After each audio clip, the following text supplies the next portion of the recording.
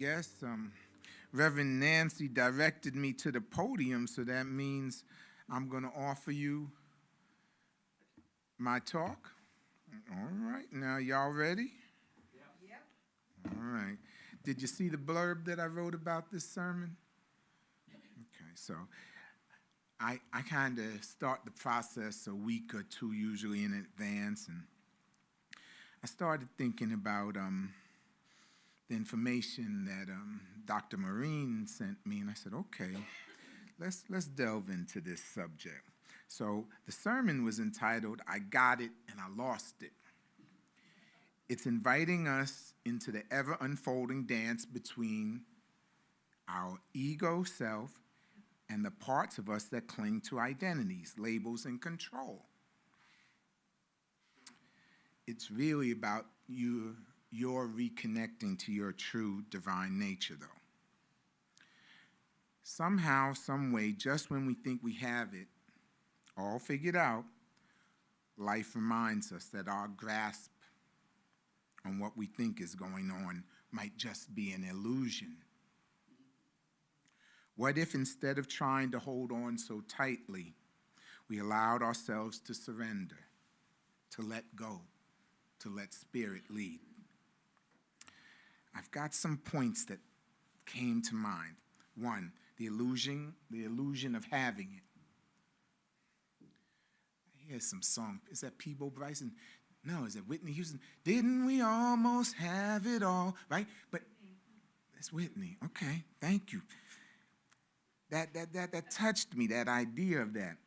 And our ego certainly wants that, to control and that fixed sense of self, you know? I was once called the Pope of Harlem.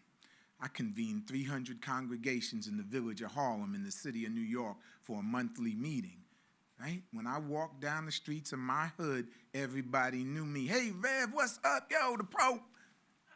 That was my nickname. Well, I got cancer, left my job, and then I became a nobody. Illusion, bubble bursted, huh? All right now. Here's the second thought that came to mind, the trap of the ego self. As I think about ego, the thought occurred to me that it's like a dancer caught in a loop. It repeats old moves, old ways of being. It resists the flow of the divine presence. Your ego can be a block, right?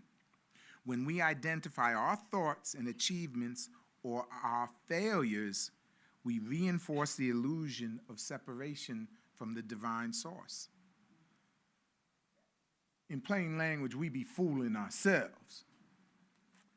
Lastly, I wanted to focus a little bit on the power of letting go. Eckhart Tolle speaks of non-resistance. The moment we stop arguing with life, we open to the higher wisdom. It's a funny paradox. We don't lose our true selves, we lose the false self. All right, so here's what I wrote. And I wrote, good morning, beloveds. How many of us have had that moment? What moment, you might ask? The moment when everything makes sense, that aha moment. You know that feeling? Yeah, you let it be, I think you had that on that keyboard, that aha moment. Maybe it happens in meditation, maybe when you're getting a treatment, maybe it happens in prayer, maybe it's in the stillness of a morning walk, maybe it's when everybody in the house is going to bed and it's finally quiet and it's you and spirit time, right? For a fleeting moment, if we get them, we get it. We get it. We finally get it. We feel one with life, peaceful, maybe expanding. Our individuality is expanding into the consciousness of the great I am, so to speak, right? We're connected. Someone blows it for us, though, or we allow someone, could be my dog Gumbo. Gumbo got a loud bark. He always messing up my peace. Man, I'll put that Gumbo out. For a fleeting moment, though, we had it. We felt one with life. And just like that, it's gone. But here's the truth. We never lost anything real. We only lost our illusion of the control. See, ego doesn't like that, but it's that truth. The ego, for some reason, and I got to ask the spirit why we were created this way, but who am I? It's like that Job story. Is the spirit going to tell me, Gordon, were you there when I created all this? Don't be questioning me, right? Because I don't know, but the ego needs to hold on. We live in a world that conditions us to define ourselves by what we do. We don't even really want to get to know people. We ask them, well, what do you do? Not who are you? What's important to you? What do you do? Oh, you're a musician. Oh, fabulous. Aren't you lucky, right? Oh, you're a practitioner. You're a minister. Oh, you're a tech guy. No, that's not who you are. That's what you're doing. That's how you're experiencing this moment. But who you are is so much more than that, right? When you accept that you're more than just what you say you are, that you're actually part of this universal power, this energy, this love manifesting in human form, you no longer have to fight with yourself.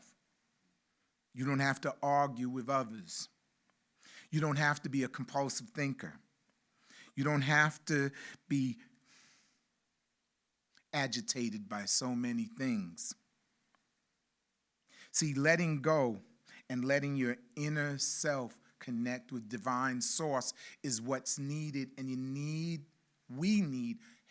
I need to be in that space, not in these other things, these labels, oh, Gordon, how many letters do you have behind your name? No, not important. Not important. Too often we think that getting it means achieving some permanent state of bliss. Permanence? What's permanent? The divine is permanent. We, spiritual beings having a human experience? Nah, that's not where permanence lies. But we think so. But true spiritual growth is not about holding on. My dear friends, it's about letting go. Letting go. This idea, the great undoing, the path of spiritual awakening is not about adding more beliefs, more knowledge, or more accomplishments. Although I heard you, Reverend Nancy, when you're meditating or somehow that aha moment, you remember what, the Buddha said. Oh, you remember Jesus. Oh, you remember what, right? The Dalai Lama. But it's really not about adding more and more and more and more.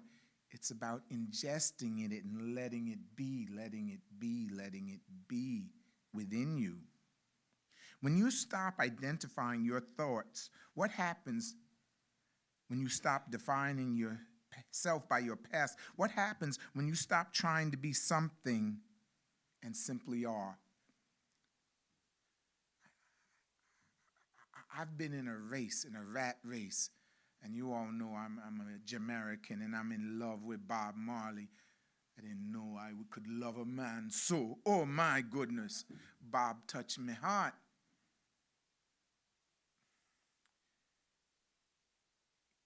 You just gotta be, right? You just gotta be. Jesus said, whoever loses their life for my sake will find it. Well, the great paradox of the spiritual journey is that you have to surrender to truly find it, to find your freedom, to find the source. You've got to let go of this narrative you've told yourself about yourself. See, living from the true self, I believe, is what we need to be doing. And we have to stop trying to get it. We have to stop putting up roadblocks on our way to getting it. Instead, please, dear people, allow yourselves to rest in the knowing that you are already it. I don't like to give promotional ads to any companies, but Prego had that saying, it's already in there. Source is already in you. You already made of divine stuff. What is all the fussing and fighting? What is all of the need to drink too much, eat too much, fornicate too much? Is there ever too much fornication? Anyway, too much. We be chasing too much. You know, not when you're young. Get it while you can.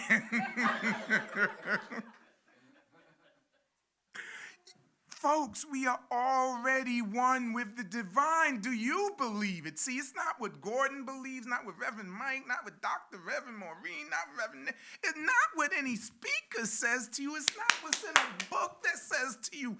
It's what you believe. You are created perfectly, and everything you need is already in you. Now, don't get me wrong. You still got to do some homework. You still got to polish things, right? But it's there.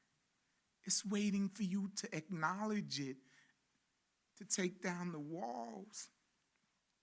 You are already whole. You are already enough. When we stop trying to perform or achieve our way into worthiness,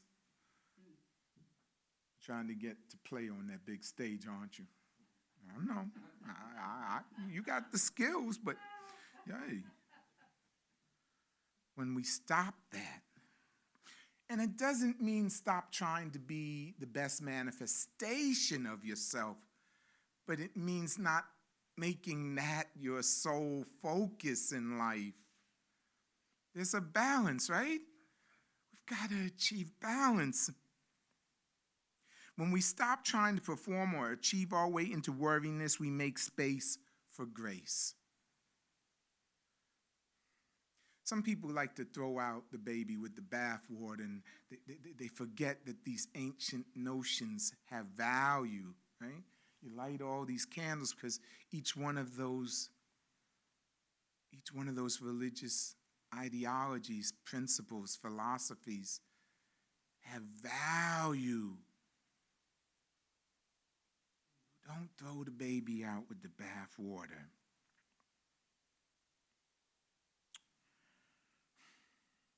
Inspiration can arise even when you don't expect it to come, right?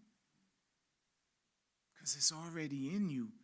It's just that you've now removed a blockage. It's waiting to come through. Love moves through us effortlessly, but I'm here to tell you, I worked at St. Elizabeth's Hospital in Washington, D.C. That's a psychiatric hospital. Those people thought they were the wretched of the earth. When I was in Haiti and in Port-au-Prince, so many people said, why does God not love me? I'm the wretched of the earth. No, baby, you're God's beloved. Why the earth experience is difficult for any one of us, I can't speak to that. I can speak to the fact that each of us is made with all the good stuff already there. So today, dear friends, so for maybe the rest of our lives, dear friends, maybe for everyone we encounter, dear friends, let's remind one another of who we are. Let's pause in this rat race, and I hear, oh, what a rat race. No, you don't have to be in no rat race. You don't have to be in a rat race. You don't have to put roadblocks to your connection to the divine. You don't have to fuss and fight with your sister, your brother, your neighbor, your boss, your underlings. Who's your underling? Aren't we all supposed to be equal in this human realm? But, hierarchies.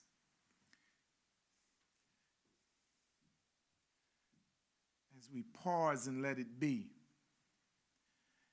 as we lean into the love, as we allow source to envelop our mind, body, and spirit, and let the best of us come forward,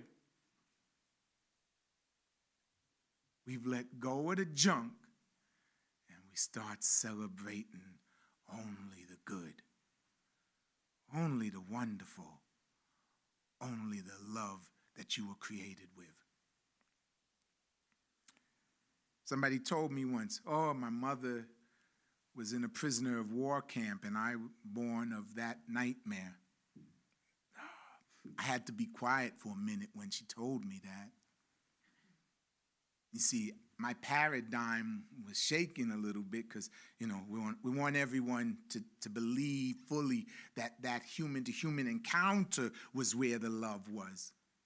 Well, it's nice when that is the case, but that's not the love that I'm referring to.